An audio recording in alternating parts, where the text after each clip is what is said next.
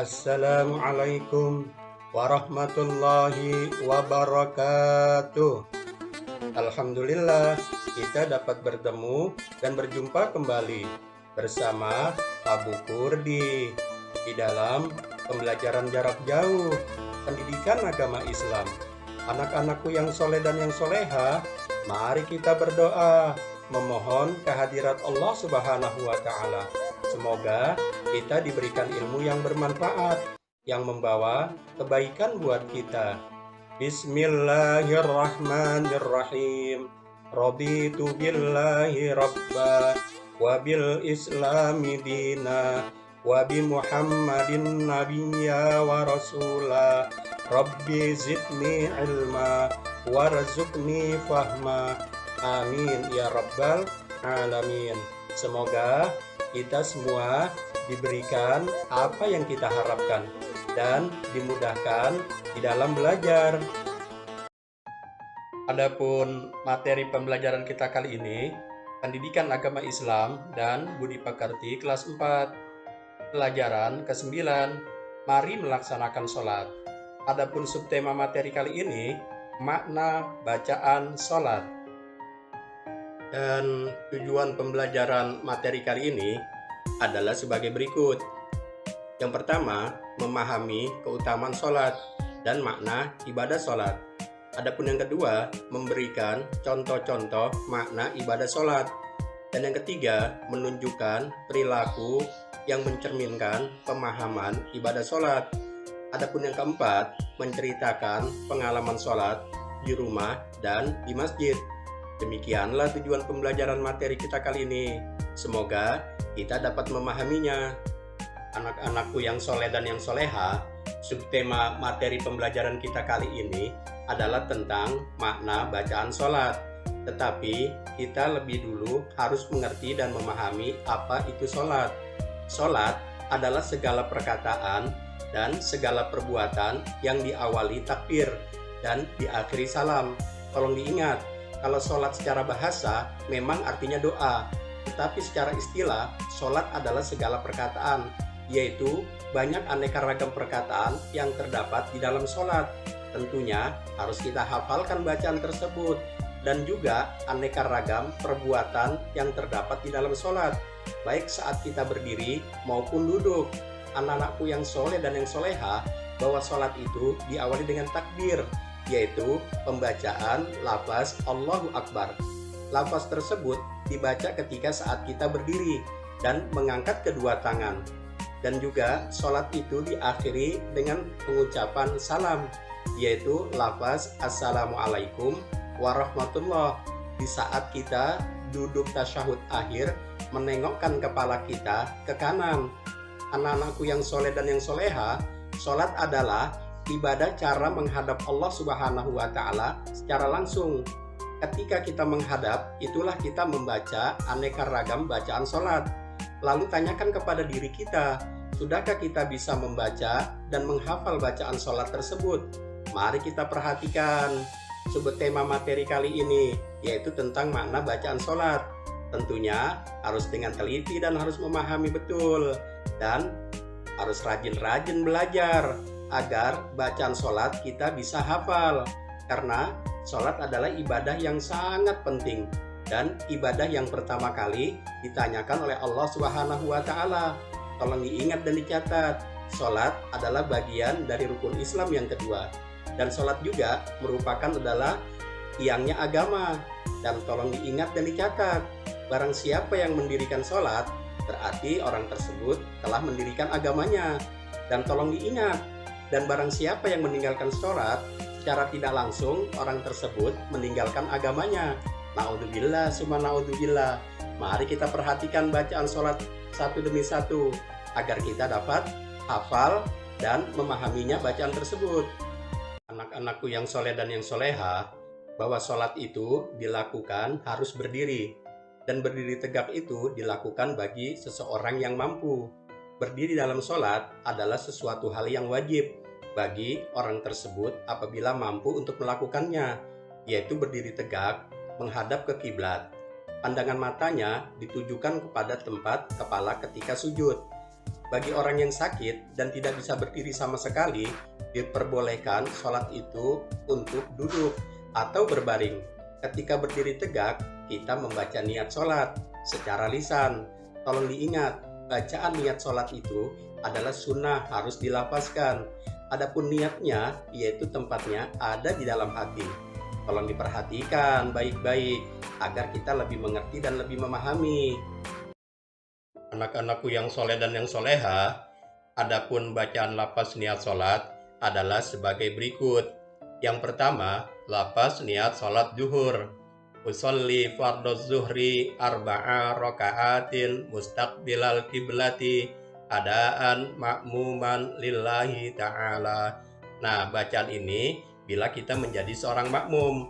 Apabila kita menjadi seorang imam, kata-kata makmuman kita ganti dengan kata-kata imaman. Seperti usolli fardhu zuhri arba'a raka'atin mustaqbilal kiblati adaan imaman lillahi ta'ala. Adapun lafaz niat salat asar adalah sebagai berikut ini. Usolli fardhal asri arba'a raka'atin mustaqbilal kiblati adaan ma'muman lillahi ta'ala. Nah, itu bila kita menjadi seorang makmum. Tetapi bila kita menjadi seorang imam, tinggal kita ganti kata-kata makmuman dengan kata-kata imaman. Seperti usolli fardhal asri arba'a raka'atin mustaqbilal kiblati adaan imaman lillahi ta'ala. Nah, tolong dihafal tuh perbedaan menjadi seorang makmum dengan menjadi seorang imam. Bila menjadi seorang imam, usolli fardhal asri arba'a raka'atin mustaqbilal kiblati adaan imaman lillahi ta'ala. Tolong diingat dan dicatat. Adapun lafaz niat salat maghrib adalah sebagai berikut ini. Usolli fardhal maghribi thalatha raka'atin mustaqbilal kiblati adaan ma'muman lillahi ta'ala. Dan bila menjadi seorang imam, tinggal kita ganti lagi kata-kata makmuman. Seperti usolli fardhal maghribi thalatha raka'atin mustaqbilal kiblati adaan imaman lillahi ta'ala. Dan begitu pun niat sholat isya, lafaznya seperti ini. Usolli fardhal isya'i arba'a raka'atin mustaqbilal kiblati adaan ma'muman lillahi ta'ala. Begitu juga bila menjadi seorang imam. Usolli fardhal isya'i arba'a raka'atin mustaqbilal kiblati adaan imaman lillahi ta'ala. Nah, bacaannya seperti itu. Kata-kata makmuman tinggal kita ganti dengan kata-kata imaman. Adapun lafaz niat salat subuh adalah sebagai berikut ini. Usolli fardhu subhi raka'ataini mustaqbilal kiblati adaan ma'muman lillahi ta'ala. Nah, bila menjadi seorang imam, kita ganti lagi kata-kata makmuman dengan kata-kata imaman. Seperti usolli fardhu subhi raka'ataini mustaqbilal kiblati adaan imaman lillahi ta'ala. Nah, tolong dihafal bacaan lafaz niat sholat ini agar sholat kita biar tambah rapi. Karena apabila sholatnya baik, insya Allah amalan yang lainnya pun akan menjadi baik. Tolong diingat dan dicatat bahwa niat itu tempatnya ada di dalam hati. Adapun lafaz niat yang tadi kita hafal dan kita baca bersama-sama itu adalah hukumnya sunnah. Sekalipun sunnah, pahalanya sungguh sangat luar biasa. Tolong dihafal bacaan niat sholat ini. Semoga kita dijadikan Allah Subhanahu wa Ta'ala anak-anak yang cerdas dalam ilmu agama dan anak-anak yang soleh dan yang soleha, yang senantiasa menjalani perintah Allah Subhanahu wa Ta'ala, tidak pernah meninggalkan sholatnya. Anak-anakku yang soleh dan yang soleha, perhatikan gambar ini. Seorang anak sedang mengangkat kedua tangannya dan melafazkan kalimat Allahu Akbar. Hal ini dinamakan takbiratul ihram. Takbiratul ihram mengangkat kedua tangan sejajar dengan bahu dan jari-jari sejajar dengan telinga. Telapak tangan diarahkan ke kiblat. Ketika takbiratul ihram, membaca niat sholat yang akan dilakukan di dalam hati. Tolong diingat dan dicatat. Bacaan ketika takbiratul ihram adalah lafaz Allahu Akbar. Disitulah tempatnya niat. Hati kita berbicara, aku niat sholat fardu zuhur 4 rakaat, menghadap kiblat, menjadi makmum karena Allah Ta'ala. Hati kita tuh yang berbicara. Mulut kita melafazkan usolli fardhu zuhri 4 rakaatin mustaqbilal kiblati adaan makmuman lillahi ta'ala Allah. Nah, hati kita berbicara, menerjemahkan bacaan lafaz niat yang kita baca. Tolong diperhatikan dengan baik, dan sholat kita akan menjadi lebih baik dari sebelumnya. Semoga kita memahami hal tersebut, bahwa niat adalah tempatnya di dalam hati, dan lafaz niat adalah hukumnya sunnah. Niat terjadi ketika takbiratul ihram, ketika kita membaca kalimat Allahu Akbar. Semoga kita dapat memahaminya. Anak-anakku yang soleh dan yang soleha, setelah kita takbiratul ihram, lalu kita berdiri tegak bersedekap. Apa itu berdiri bersedekap? Berdiri bersedekap adalah meletakkan kedua tangan di atas pusar dan di bawah dada. Tangan kanan menutupi pergelangan tangan kiri. Ketika kita berdiri bersedekap, kita membaca doa iftitah dan dilanjutkan membaca surah Al-Fatihah dan dilanjutkan lagi dengan membaca surah. Nah, surah ini dibebaskan karena hukumnya sunnah. Surah apa saja yang kita hafal dan yang kita bisa. Tetapi surat Al-Fatihah ini harus dibaca setiap rakaat. Tolong diperhatikan. Artinya yang wajib adalah kita harus membaca surah Al-Fatihah karena wajib hukumnya. Oleh karena itu bacaannya biar rapi dan benar sesuai makharijul hurufnya. Semoga sholat kita akan menjadi lebih baik dari sebelumnya. Anak-anakku yang soleh dan yang soleha, setelah kita takbiratul ihram dan berdiri bersedekap, lalu kita membaca doa iftitah. Doa iftitah adalah sebagai berikut. Allahu Akbar kabira walhamdulillahi katsira wa subhanallahi bukratan wa asila. Inni wajjahtu wajhiya lillazi fataras samawati wal ardh hanifan musliman wa ma ana minal musyrikin. Inna salati wa nusuki wa mahyaya wa mamati lillahi rabbil alamin. La syarika lahu wa bidzalika umirtu wa ana minal muslimin. Nah, tolong dihafal bacaan doa iftitah tersebut. Sekalipun bacaan doa iftitah ini hukumnya sunnah, tetapi pahalanya sungguh sangat luar biasa. Dan bacaan ini sungguh sangat bagus isinya. Tolong dihafal agar sholat kita lebih sempurna dan mendapatkan pahala dari Allah Subhanahu wa Ta'ala yang jumlahnya sungguh sangat luar biasa.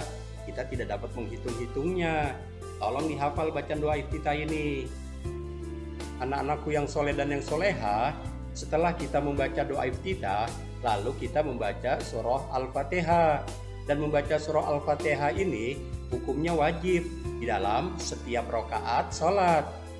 Bismillahirrahmanirrahim.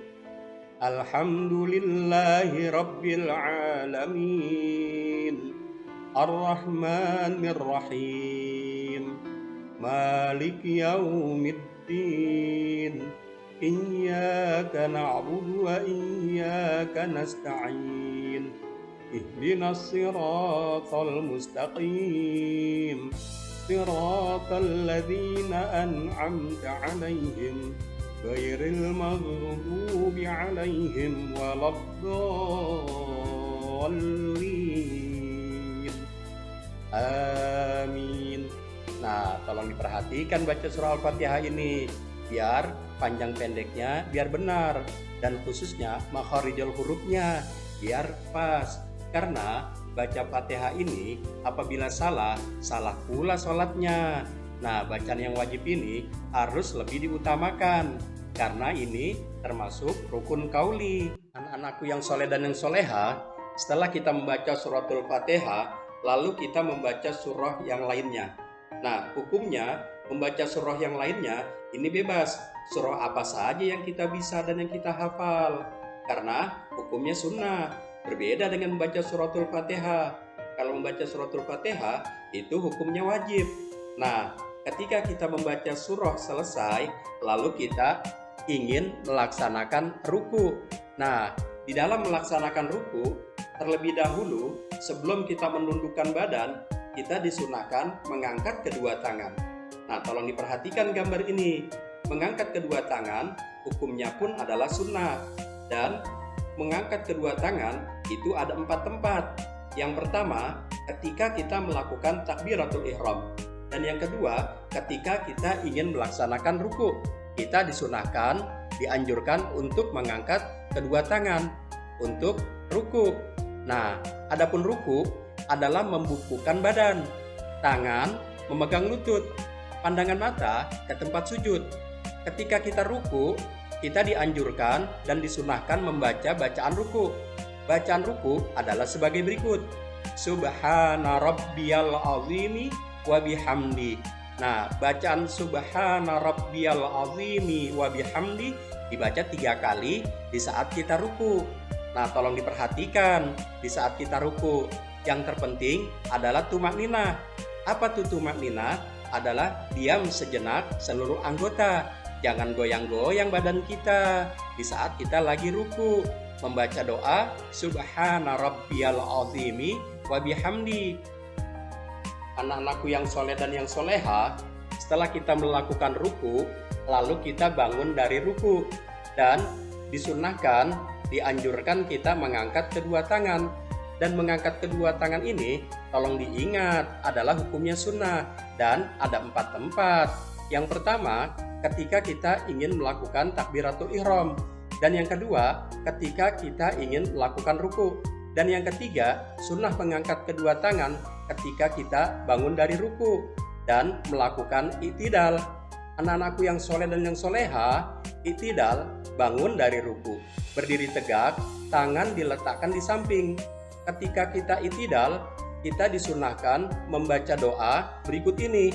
Sami Allahu liman hamidah, Rabbana lakal hamdu mil'us samawati wa mil'ul ardi wa mil'u ma syi'ta min syai'im ba'du. Nah, ini adalah doa i'tidal. Sekalipun hukumnya sunnah bacaan doa tersebut, tetapi pahalanya sungguh sangat luar biasa. Tolong dihafal bacaan doa i'tidal ini agar pahala di dalam sholat kita mendapatkan ganjaran yang luar biasa dan berlipat ganda dari Allah Subhanahu wa Ta'ala. Dan tolong diingat, di saat bangun dari ruku untuk melakukan i'tidal, jangan goyang-goyang. Kita harus tetap melakukan tumakninah, yaitu berdiam diri semua anggota. Jangan ada yang gerak-gerak, apalagi kita bercanda. Tidak boleh, hukumnya pun itu adalah dosa. Tolong diperhatikan anak-anakku semuanya.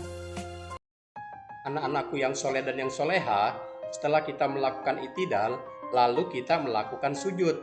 Tolong diperhatikan gambar berikut ini. Sujud adalah menempelkan dahi atau kening atau jidat kita nih.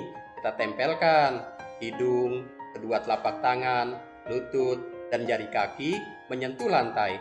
Adapun ketika sujud, kita dianjurkan, disunahkan membaca Subhana rabbiyal a'la wa bihamdi 3 kali kita membaca. Dan tolong diingat, di saat lagi sujud pun kita harus melakukan tumakninah. Jangan goyang-goyang kita di saat lagi sujud.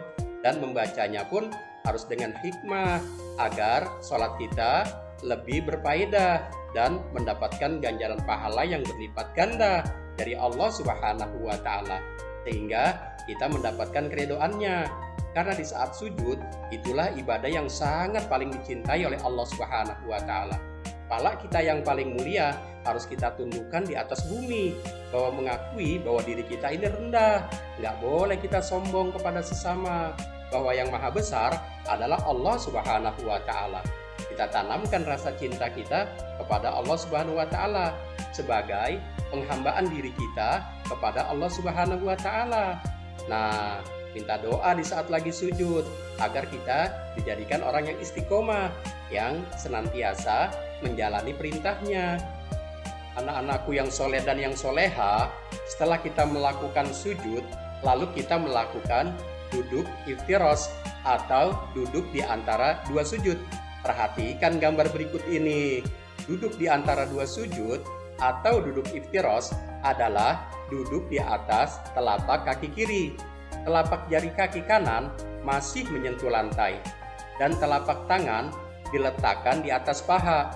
Ketika kita duduk di antara dua sujud atau duduk iftirosh, kita dianjurkan dan disunahkan membaca doa berikut ini.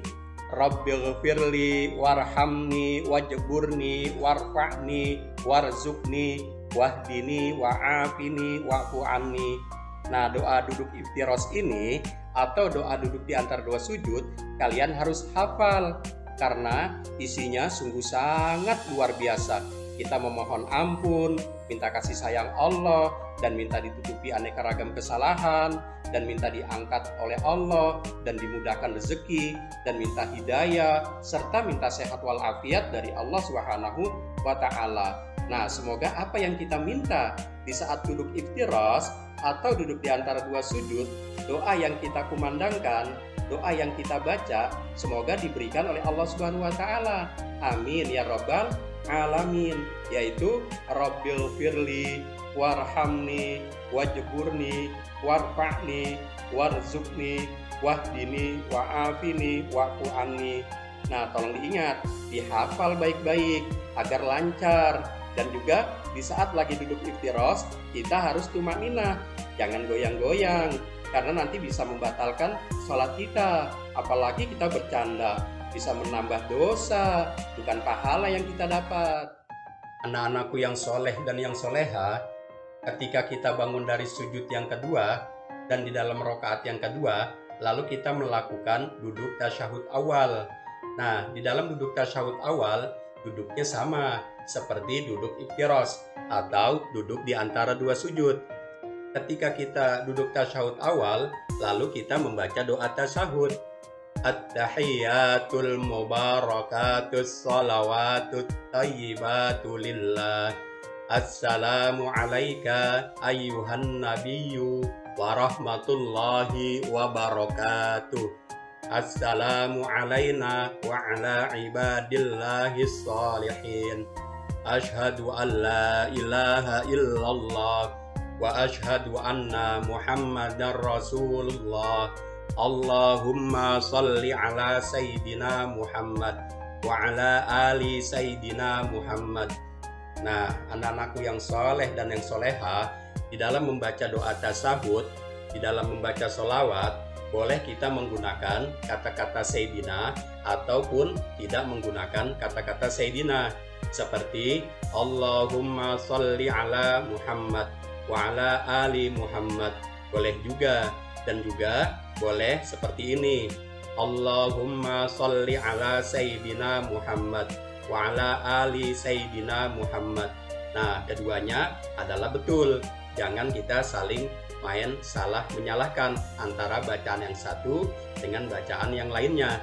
Nah, ketika kita membaca syahadat, asyhadu alla ilaha illallah, lalu kita mengangkat jari telunjuk kita menunjuk di mana kita tempat sujud. Nah, anak-anakku yang soleh dan yang soleha, demikianlah pembacaan tasyahud awal. Harus kita hafalin ya, agar sholat kita lebih bermakna dan lebih rapi tentunya, agar diterima oleh Allah Subhanahu wa Ta'ala kalau bacaan kita semuanya benar. Nah, anak-anakku yang soleh dan yang soleha, setelah kita membaca doa tasyahud awal, lalu kita berdiri kembali untuk melanjutkan rakaat selanjutnya. Ketika kita bangun dari tasyahud awal, kita mengangkat kedua tangan jurusan dua pundak. Tolong diingat dan diperhatikan bahwa mengangkat kedua tangan itu ada 4 tempat. Yang pertama, ketika takbiratul ihram. Dan yang kedua, ketika ingin melakukan ruku.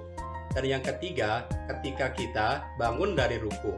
Dan yang keempat, ketika kita bangun dari tasyahud awal. Sama kita mengangkat kedua tangan kita untuk melanjutkan rakaat selanjutnya. Demikianlah pembacaan tasyahud awal dan caranya. Anak-anakku yang soleh dan yang soleha, perhatikan gambar ini. Ini adalah duduk tasyahud akhir atau juga disebut duduk tawarruk. Duduk tasyahud akhir seperti pada duduk tasyahud awal. Akan tetapi bedanya pada tasyahud akhir, telapak kaki kiri dimasukkan ke bawah kaki kanan. Telapak kaki kanan ditegakkan dan pantat diletakkan di lantai. Perhatikan gambar ini agar jangan sampai salah bagaimana caranya duduk tasyahud akhir, yaitu atau disebut juga duduk tawarruk.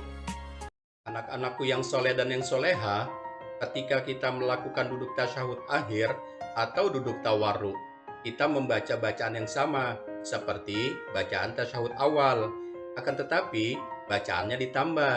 Wa ala ali Muhammad kama shallaita ala Ibrahim wa ala ali Ibrahim wa barik ala Muhammad wa ala ali Muhammad kama barakta ala Ibrahim wa ala ali Ibrahim fil alamin innaka Hamidum Majid. Demikianlah pembacaan tasyahud akhir. Akan tetapi boleh juga kita membaca ditambah dengan kalimat Sayyidina wa ala ali Sayyidina Muhammad kama shallaita ala Sayyidina Ibrahim wa ala ali Sayyidina Ibrahim wa barik ala Sayyidina Muhammad wa ala ali Sayyidina Muhammad kama barakta ala Sayyidina Ibrahim wa ala ali Sayyidina Ibrahim fil alamin innaka Hamidum Majid. Demikianlah pembacaan doa tasyahud akhir. Boleh menggunakan kata-kata Sayyidina dan juga tidak jadi masalah bila kita tidak menggunakannya. Keduanya benar. Tolong diperhatikan bacaan tasyahudnya. Jangan sampai kita salah membacanya. Karena doa tasyahud akhir adalah hukumnya wajib. Apabila kita tidak membacanya, berarti sholatnya pun tidak sah. Anak-anakku yang soleh dan yang soleha, demikianlah materi pembelajaran kita kali ini. Mari kita tutup pembelajaran kita hari ini dengan membaca doa bersama, yaitu membaca lafaz hamdalah. Alhamdulillahi Rabbil Alamin. Semoga kita diberikan ilmu yang bermanfaat, yang membawa kebaikan buat kita. Tentunya Abu Kurdi mohon undur diri. Semoga kita dapat bertemu dan berjumpa kembali di dalam materi pembelajaran selanjutnya. Semoga ilmunya bermanfaat. Amin ya rabbal alamin. Wabillahi taufiq wal hidayah. Wassalamualaikum warahmatullahi wabarakatuh.